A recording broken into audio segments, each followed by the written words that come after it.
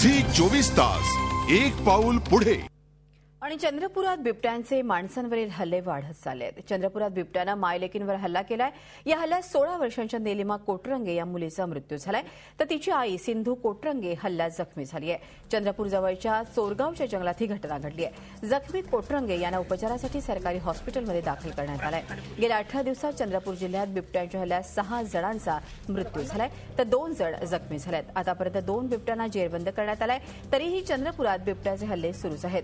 सध्या मोहाची फुलं वेचण्याचा आणि तेंदूपत्ता तोडणीचा हंगाम सुरू आहे, त्यामुळे जंगलात माणसांचा वावर वाढलाय। बिबट्याच्या वाढत्या हल्ल्यामागे हेच कारण असल्याचं सांगण्यात येत आहे।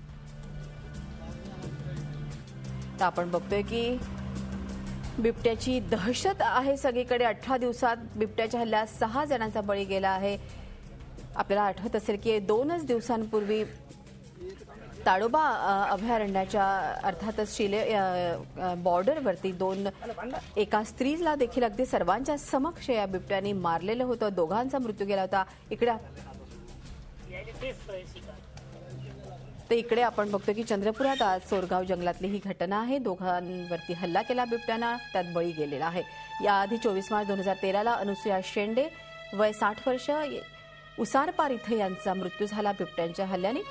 त्याचबरोबर 5 एप्रिल 2013ला द्रुपदाबाई मडावी 60 वर्षांच्या महिलेवरती हल्ला केला बिबट्याने आणि त्यात त्यांचा मृत्यू झाला। सदागडची ही घटना आहे। 10 एप्रिल 2013 बघा आपण बघतो याच गेल्या 2-3 महिन्यातल्या या घटना तुकाराम धरणे, मालनबाई मुंगाटे अडेगावच्या या महिला आहेत, त्यांच्यावरती हल्ला केला बिबट्यानं आणि हे बिबट्याचे बळी आहेत। 11 एप्रिल 2013ला ललिता पेंदाम या पाथरीतल्या ज्या आहेत त्यांच्यावरती देखील बिबट्यानं हल्ला केला आणि त्यात त्यांचा मृत्यू झाला। झी 24 तास एक पाऊल पुढे।